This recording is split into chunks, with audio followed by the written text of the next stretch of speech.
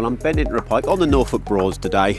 I'm going to show you a little tip that I use, which normally gets me an extra bite or two, and I don't see many people do it. It's really easy to do, and that's just to pop your dead baits up slightly. So let's get this fish in, and I'll show you the best dead baits to use and a nice simple way of just raising them up off the bottom.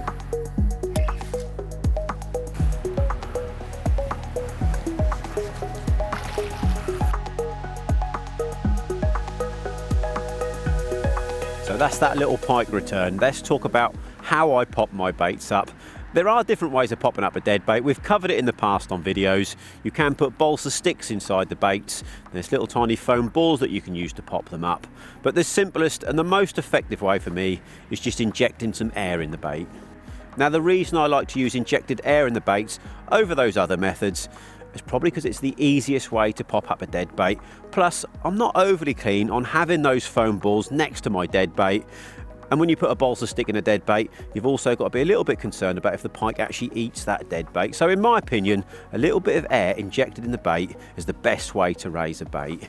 Now, there is a little bit of a knack to doing it, and your choice of dead baits is quite critical with this.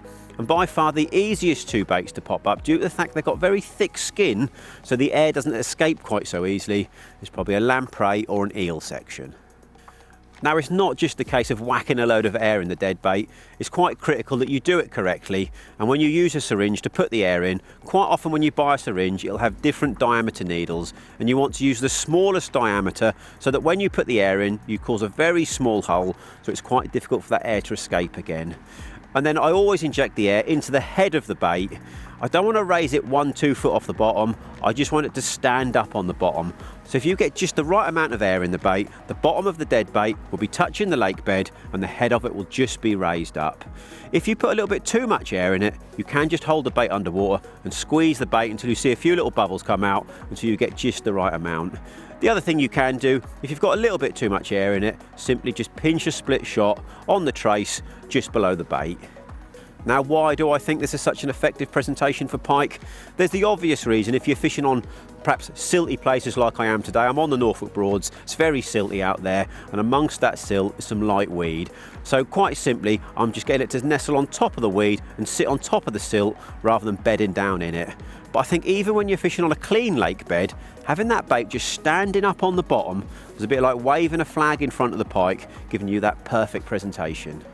Well, I'm completely convinced this has upped my catch rate in the last few years by just raising those baits off the bottom. And it's a really easy thing to do, yet I don't see many pike anglers doing it.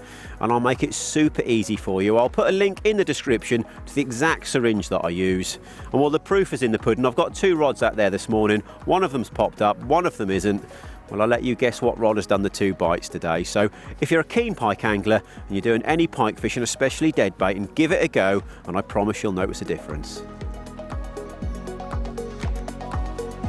Well, there we go. The 3rd bite, probably my last bite, but again on that popped up eel.